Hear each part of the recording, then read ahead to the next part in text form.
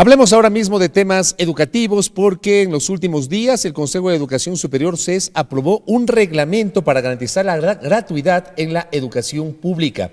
Ese es un concepto consagrado en la Constitución que rige nuestro país desde el 20 de octubre del año 2008, pero que no necesariamente se ha cumplido en las diferentes facultades e instancias de la universidad regentada por el Estado. Eso le quiero preguntar al doctor Marcelo Ceballos, quien es el presidente subrogante del Consejo de Educación Superior, que tiene la gentileza de acompañarnos en el noticiero de la televisión legislativa. Doctor, bienvenido, ¿cómo le va? Buenas noches, gracias por la invitación. ¿Hacía falta aprobar un reglamento más allá de que la Constitución consagra la gratuidad de la educación pública? Creo que era necesario, sobre todo porque ha habido muchas interpretaciones de qué entender por el concepto de gratuidad y qué rubros cubre la escolaridad que contiene la Ley Orgánica de Educación Superior. Es decir, era necesario, creo, para tanto los tomadores de decisión, en este caso las autoridades de las universidades, de los institutos, así como del derecho que tienen los estudiantes, porque la ley habla de una corresponsabilidad. Si la gratuidad está ligada, por un lado, a que un estudiante sea considerado como un estudiante regular, es decir, que esté matriculado al menos en el 60% de los cursos, y por otro lado, que el estudiante apruebe regularmente en esas condiciones. Es decir, bajo esos dos parámetros, el Estado financia, por concepto de gratuidad, una sola carrera hasta el tercer nivel. En los casos de pérdida temporal, era necesario que este reglamento describa qué aspectos y qué condiciones o bajo qué parámetros, en el caso de pérdida temporal o definitiva de la gratuidad, aplican las universidades, escuelas politécnicas y los institutos. Entonces, eso es lo que desarrolla esta normativa, entendiendo que por concepto de la gratuidad se debe incluir todos los aspectos académicos, administrativos, que van desde el inicio de la carrera, incluyendo la nivelación, que ahora se implementa a través de la CENESID, hasta la obtención del título. Es decir, que si hay un estudiante que es un estudiante regular, que aprobó todo, no debería pagar un solo centavo por una carrera universitaria, sea en cualquier modalidad que sea, en cualquier universidad. ¿Qué pasa con esos estudiantes que no completan, por ejemplo, ese mínimo del 60% de las materias vinculadas a la carrera o que no completan el promedio adecuado? ¿Deben pagar? Los que no cumplen el 60% no son estudiantes regulares, por lo tanto deben pagar. Pero es muy difícil porque el plan de estudios de una carrera se diseña de tal manera que usted para aprobar matemática 2 tiene que haber aprobado matemática 1. Hay asignaturas que son prerequisitos o correquisitos. Entonces, que tarde o temprano las tiene que coger. Temprano las Tal tiene vez que no la aprobar. cogen en el primer semestre, pero la cogen en el segundo o tercero. El que curse una carrera de 5 años, tomando el 60%, quiere decir que él finalmente se va a titular en 7 años o 7 años y medio. Entonces es muy difícil que usted tome asignaturas y se titule en 10 años. Eso puede ser porque antes se reprobaba, había los arrastres. Entonces todo va a depender de las condiciones del plan. Si el plan de estudios le permite, pues puede ser que un estudiante tome menos, o puede ser que ese semestre, por alguna circunstancia, el estudiante no se matricula en todos, pero el momento que ya se matricula, aprobó y adquiere la condición de estudiante regular, se hace acreedor al beneficio de la gratuidad, siempre y cuando de manera acumulativa, durante la carrera, no haya reprobado en más del 30% de las asignaturas que forman parte del plan de estudios. Eso justamente le iba a preguntar, ¿qué pasa si un estudiante cumple con esos requisitos al inicio de la carrera, pero digamos, en la mitad de la carrera, en el cuarto semestre por ahí, resulta que perdió tal vez unas 2 materias, le correspondió arrastrar, porque en términos universitarios no se dice que perdió el año como se maneja en las escuelas o los colegios, sino que podría arrastrar materias. En ese caso, perdería el beneficio de la gratuidad. Perdería temporalmente siempre y cuando no haya acumulado más del 30%. Pero puede regularizarse. Claro, el estudiante, el momento que recupera, diríamos, aprueba esas asignaturas, por un lado, la universidad le debe cobrar solo la parte proporcional a esos cursos reprobados. No le puede cobrar el semestre completo, y para eso hemos establecido un mecanismo sencillo, que es diferenciar el concepto de arancel, el concepto de matrícula y el de derechos. Arancel es todo aquel costo relacionado con la implementación de la carrera, es decir, el pago de los docentes, la infraestructura, el desarrollo tecnológico, los insumos, todos aquellos elementos que inciden de manera directa en la provisión del servicio. Y la matrícula es aquel rubro que cubre todos los elementos de la administración general, los servicios generales, etc.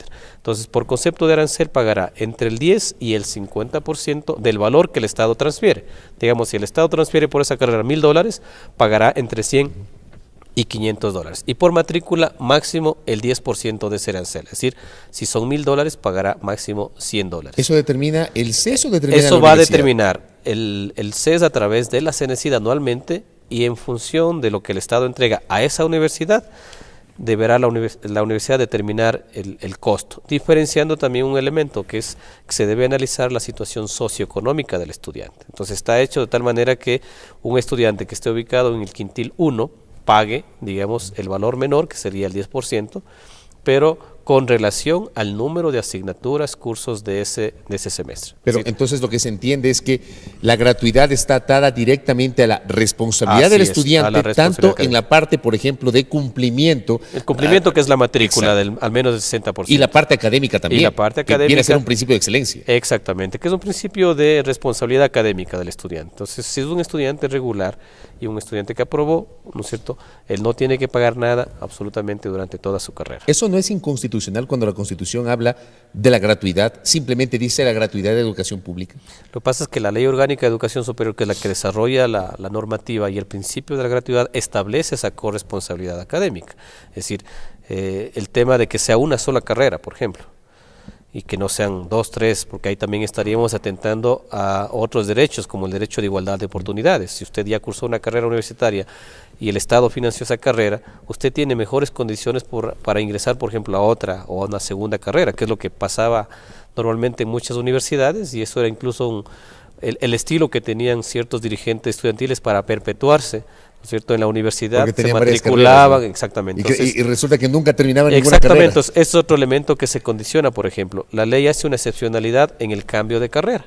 Entonces nosotros hemos puesto una condición que cuando sea el cambio por primera vez, una única carrera, si usted estaba estudiando, qué sé yo, sociología y se cambia ahora a derecho, está en la misma área de las ciencias sociales, tiene asignaturas que pueden ser reconocidas o homologadas en la otra universidad o en la propia universidad, usted se cambia de carrera y no pierde el derecho a la gratuidad, pero está ligada a una sola vez durante su trayectoria. ¿Qué pasa si yo soy, por ejemplo, licenciado en comunicación social y decido estudiar otra carrera? Ahí no procede la gratuidad. No, sí procede siempre y cuando pueda homologar asignaturas, cursos o carreras. Me refería hasta que no digamos sea que titulado. Eso me refería. Si digamos que yo ya tengo mi título de licenciado, pero quiero seguir otra carrera. Quiero tener 2 títulos. Ya tengo un título. Exacto. Si usted se tituló antes del 2008, el Estado no le ha cubierto todavía, porque recién el derecho se genera con la promulgación de la Constitución. Correcto. Si usted se tituló después del 2008, ya el Estado de alguna manera incidió con la transferencia en el pago por esa carrera. Distinto es que la universidad le haya cobrado algún valor, que eso tendremos que analizar, porque ha habido casos en los cuales el Consejo de Educación Superior ha iniciado procesos de investigación, como el caso Guayaquil, Vargas Torres, Machala, donde se ha dispuesto que las universidades devuelvan esos valores ilegalmente cobrados a los estudiantes, ya sea por matrículas, aranceles, derechos, tasas, cualquier denominación que haya utilizado la universidad, y esa es una disposición que ha dado el Consejo, e incluso ha conllevado en muchos casos a una intervención, que no es por el único caso, ¿no? Pero es un agravante de sanción y la intervención que ha hecho el Consejo de Educación Superior. ¿Por qué esas universidades públicas han estado cobrando pese a que es ilegal? Porque no se adecuaron en su momento a la norma vigente. Tenían muchas de estas universidades los conceptos de las famosas carreras autofinanciadas, las facultades emitían ciertas disposiciones que iban en contra de la ley, y las propias normas que emitían los consejos universitarios no fueron adecuadas en su momento.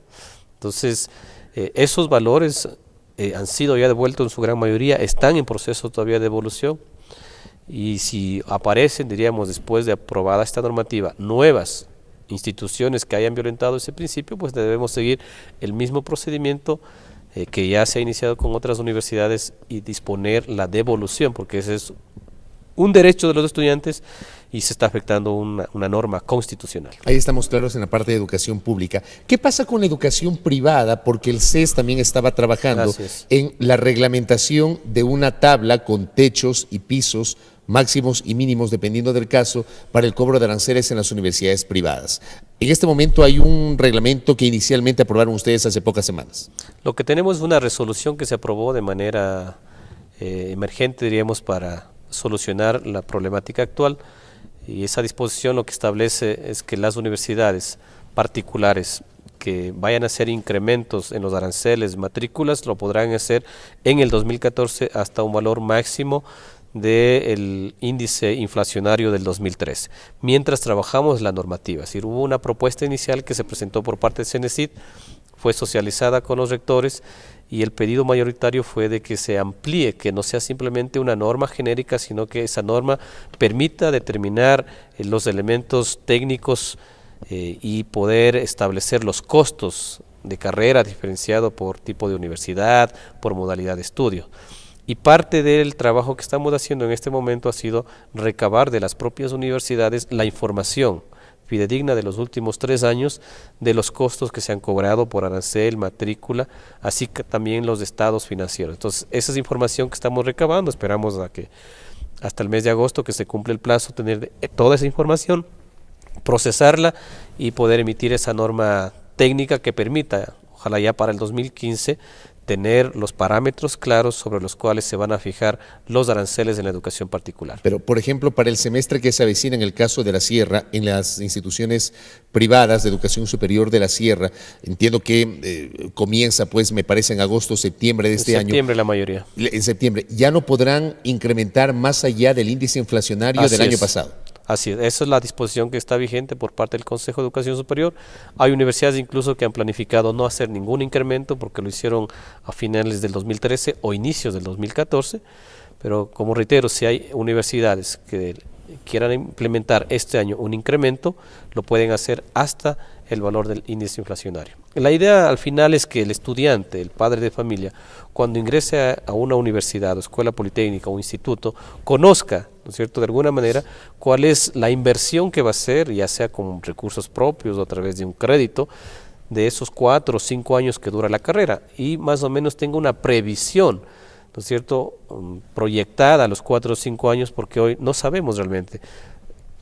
Hay casos en los cuales el arancel antes costaba $80 y ahora después de 1 año, 2 años están en $200. Es decir, no se entiende cuáles son las razones claro, del bajo incremento. qué conceptos se incrementaron. Si muchas explican que hay demandas, exigencias de la propia normativa, sí, pero en su momento creo que es importante explicar y aclarar también a los estudiantes, a los padres de la familia, es decir, si ha habido un cambio en el cobro, se supone que debe haber también un cambio en la provisión del servicio. Déjeme finalizar la entrevista solamente con una inquietud, más allá de que no es competencia del CES, porque el CEACES es el que está llevando adelante aquello, pero ¿cómo ven ustedes este proceso para acreditar, ya comenzar a acreditar las carreras en el sistema de educación superior? Va a comenzar con medicina este trabajo por parte del CEACES. Desde el CES, ¿cómo miran esta decisión? Bueno, esa es una competencia exclusiva de ellos, creo que es necesaria, es decir, se ha terminado una primera parte de la acreditación institucional. Un primer elemento fue la depuración de las instituciones, luego la depuración de sedes y extensiones, y ahora creo que es necesario, ¿no?, que el país también, además de asegurar ya en este momento que hay instituciones que están acreditadas, que cuentan con los parámetros mínimos, la oferta académica, es decir, aquella oferta académica al menos que tiene un estrecho vínculo, diríamos, con los servicios de la ciudadanía y que pueden ser afectados si es que estos profesionales, en el caso de medicina, no están saliendo con la formación adecuada que les permite un ejercicio profesional, que da garantía, ¿no es cierto?, al ciudadano de que el médico que me está tratando, que tiene un título universitario, pues tiene los conocimientos, habilidades, destrezas para el ejercicio de la profesión. Yo creo que eso es importante y para los propios profesionales, ¿no?, porque el hecho de que el Estado valide a través de un organismo técnico con parámetros internacionales también da cuenta de una certificación que la universidad en la cual yo me gradué y el título universitario, porque esto se va a combinar, es decir, el tema de la acreditación de las carreras y a futuro también la habilitación profesional, que es lo que determina la Ley Orgánica de Educación Superior y que no es novedad en muchos países, se hace ya hace muchas décadas, cierto, que cada cierto tiempo el Estado habilita profesionalmente, sobre todo en carreras donde pone en riesgo la seguridad ciudadana, la salud, y en general la vida, ¿no?, que eso es un elemento que hay que cuidar mucho y que la garantía tiene que estar por la parte del Estado. Doctor, gracias por su tiempo. Gracias, como siempre. Gusto. Doctor Marcelo Ceballos, como siempre, muy generoso en atender nuestras invitaciones. Él es el presidente subrogante del Consejo de Educación Superior CES. Una pausa.